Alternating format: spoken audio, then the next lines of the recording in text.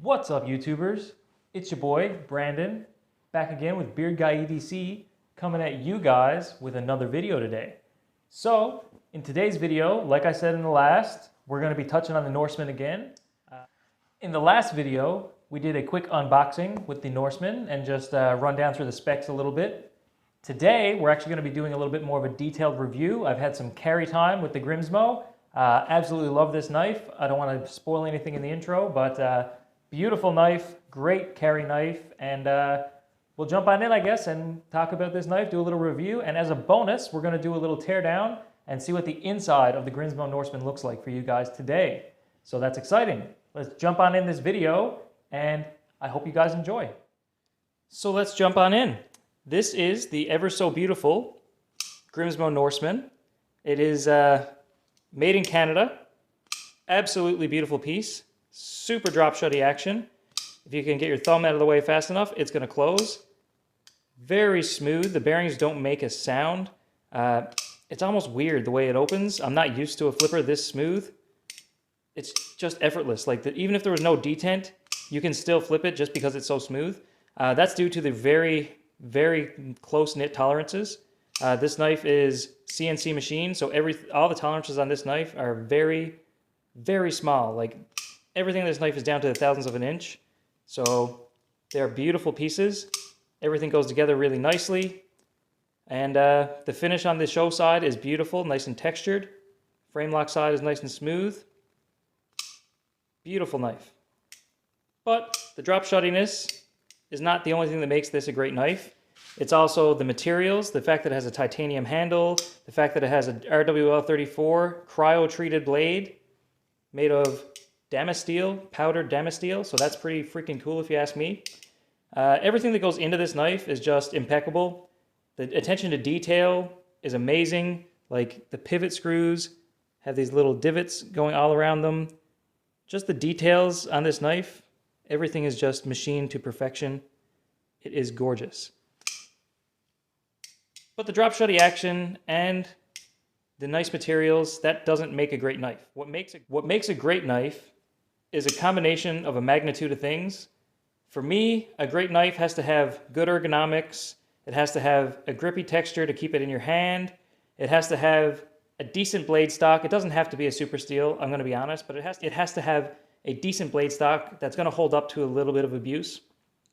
It has to have a nice blade shape that's going to be slicey yet sturdy. So this blade has a hollow grind, which is a very sturdy, slicey grind to have on a blade. It's a little bit thin on the edge, but it does have a bit of the thicker blade stock near the rear that's going to support it a bit more. So it is a very sturdy knife, especially with that RWL34 steel. It's a very strong, capable blade. The hollow grind makes it super slicey and able to achieve a very sharp edge. And you do have a nice little tanto point on there with a combination grind. So as you can see, there's a very thin bevel down here and a much wider bevel at the tip. So a little bit of a combination grind on that tanto. Looks beautiful.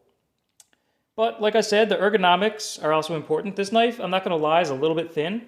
I was expecting to be a little bit thicker. I was warned by Grease Monkey that this is a thin knife, but it's even thinner than I thought it was going to be in the hand. I like to have a little bit of heft, a little bit of chunk to hold on to.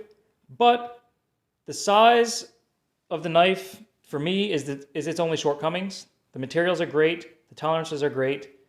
It's a bit gargantuan in some ways. So the knife is, I think, over 8 inches long. If don't quote me, but I'm pretty sure according to spec it's over 8 inches. The handle alone is 4 inches, and then the blade is 3 5/8 inch, but I believe the blade counts to back here, so I'm not sure. But yeah, it's close on 8 inches either way. It's a beautiful piece, even though it's large. I'm no stranger to handling big knives. I've carried an artisan cutlery Osprey religiously for a little bit there. Beautiful knife. A lot heavier than this guy, I will say. The Grimsmo Norseman comes in under 5 ounces, just under, but it is a super lightweight knife for the size, being that it has almost a 4-inch blade and a 4-inch handle. It is a lot lighter than you'd expect it to be. Very well balanced. It's a very nice feel in the hand. Its only shortcoming for me is the thinness. I think it could use a bit more heft. I like to have a bit more to hold on to with a knife, and I think this guy just comes in a little bit thin for me. It's not uncomfortable, but it's getting close to that point. But aside from the thinness and the length, I'm not going to lie, I could definitely EDC a Norseman. It's something I never thought I would say until I actually held it and used it a bit in the past week. I very well could see myself EDCing and using a Norseman every day because they're tougher than I thought they were going to be. They can definitely hold up to some use. The edge retention is pretty great from what I've seen in the last week. I haven't noticed any change really in the edge. It still shaves hair. Beautiful, beautiful knife overall. And yeah, the ergos are great for this guy. Aside from the thinness, it does feel nice in the hand. It does have some nice cutouts in the shape there that allow you to really grip your fingers onto it. So it is comfortable, even though it is kind of thin in the hand. It is still comfortable. And even with that length, I don't feel it. It doesn't feel as big as it actually is. It doesn't feel like a gargantuan knife when it's in your hand. When you're looking at it, it does look kind of big in the hand, but for some reason, it just doesn't feel it. Maybe it's the lightness, maybe it's the thinness, but they did a good job of making a big knife feel small. So I can't really knock them for that, even though I do like a bit thicker of a knife. I can't knock them for making a knife this big feel a bit more manageable in your hand. So it's a pretty good knife overall. Definitely the smoothest and the nicest knife that I've handled to date. Probably will be for some time, but looking at getting some nicer knives on the channel again. I know you guys are probably getting sick of seeing the D2 and ACR 13 MOV reviews and unboxings. I have had a couple super steels on the channel, but nothing quite as impressive as this guy. This is like next level beauty. And as I said in the intro, I am going to do a little teardown on this guy just to show you guys what it looks like on the inside. So we'll jump into that right now, and we will see what the Grimsmo is sporting inside. I'm going to grab the handy dandy T9 that comes with the Norseman in the kit. And yeah, just going to go to town on it. So I'm going to start with the clip side. Just going to loosen the pivot slightly to make sure nothing's stuck. I'm not going to do a full teardown with all of the stop pins or anything like that. Or all the standoffs, I should say. So I don't want to take everything completely apart. I'm just going to do one side to see the internals of this guy.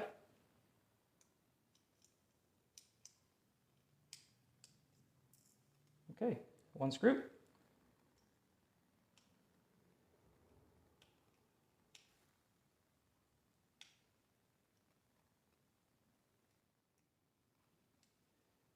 Now we're going to go for the pivot. Just going to back that guy off. Finish it with my fingers. And there's my pivot screw.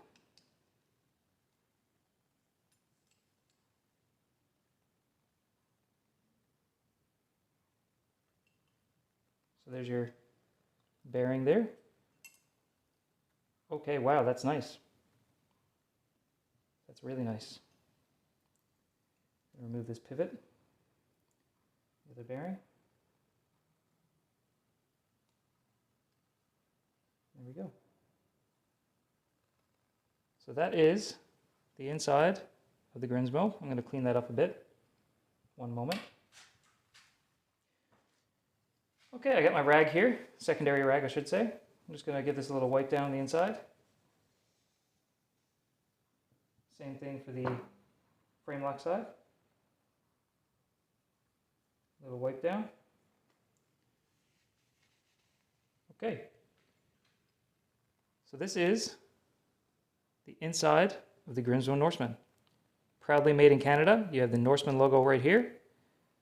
You have the date that it was made.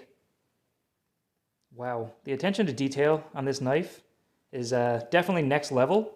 The inside of this guy is something special. I haven't seen milling like that on the inside of any of my other production knives that I've had on the channel so far. The attention to detail in the Norseman is definitely something to be praised. This is hands down the nicest knife I've had on the channel and will for a while. I know I've said that and I sound like I'm beating a dead horse, but I don't know. I love this Norseman. I love Grimsmo. I always thought I wanted one, but now that I've actually had one in the hand, I know for sure that I need one. I'm not sure if I want the Rask or the Norseman. I know the Rask is a lot more expensive, especially right now, even on the used market, they're going for more than Grimsmo Norseman's new for the Rask, but hopefully soon enough they'll start to come down in price a little bit on the secondary market. But yeah, that's the inside of the Norseman. Absolutely gorgeous. I'm going to clean up the blade as well here with the rag. So I'm just going to wipe that down a little bit. Make sure everything's nice and clean there. Wow.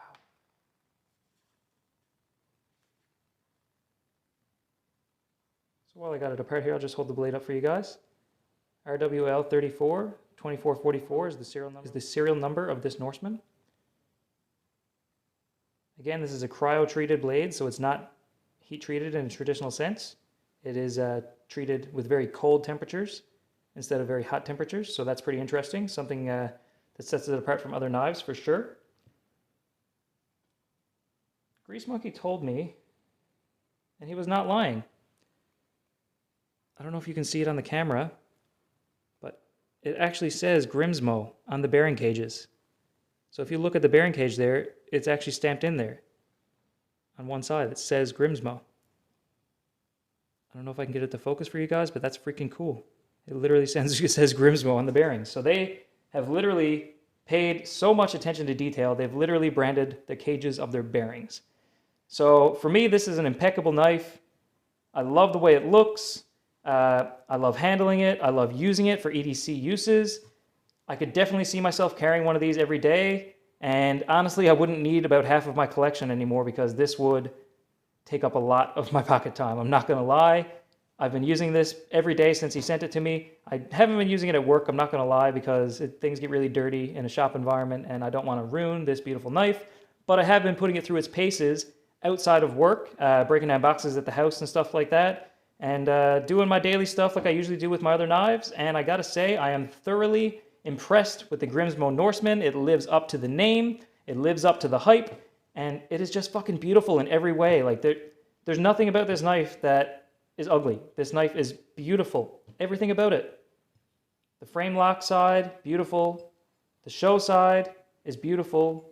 The blade shape, the bearings are beautiful, for God's sake. Like, this knife is just next level beauty and next level attention to detail. And I'm super grateful to Grease Monkey for sending it my way to get some screen time on the channel for you guys so I can show you some cool stuff. And yeah, I don't want to drag this video on too long, so I'm not going to show you guys putting it back together. But when I put it back together, I'm going to put some fresh nano oil on it and freshen it back up and send it back to Grease Monkey in the same condition or better than when it came to me. So here we go. That's the end of the Grimsmo Norseman review and quick disassembly just to show you guys the inside workings of the Norseman. And I'm going to throw that back together after I do a quick pocket check for you guys. Secondary blade, because I was carrying the Norseman before we started this video. So this is the secondary carry for the day. I'm carrying the QSP Penguin in D2. Nice little knife. Not as nice as the Norseman, but gets the job done, stays sharp, and looks pretty cool in the process. And for my pocket light, I'm carrying the Olight i3T EOS. And yeah, that's it for today's video. I really hope you guys enjoyed it. I certainly enjoyed it. I enjoyed getting to carry this guy. I enjoy every minute of filming this guy. It's just a beautiful knife. Any bit of time I can get with it in my hand, I'm super grateful for. And hopefully I will have one of my own before too long. Make sure, if you guys haven't checked out my other videos, you check the description. There's some playlists there you can check out and go through some of my older content. There's lots to look through, and there's lots more coming. So stay tuned for more. Don't forget to like and subscribe. Hit the notification button if you really like what you're seeing. And as always, take her easy.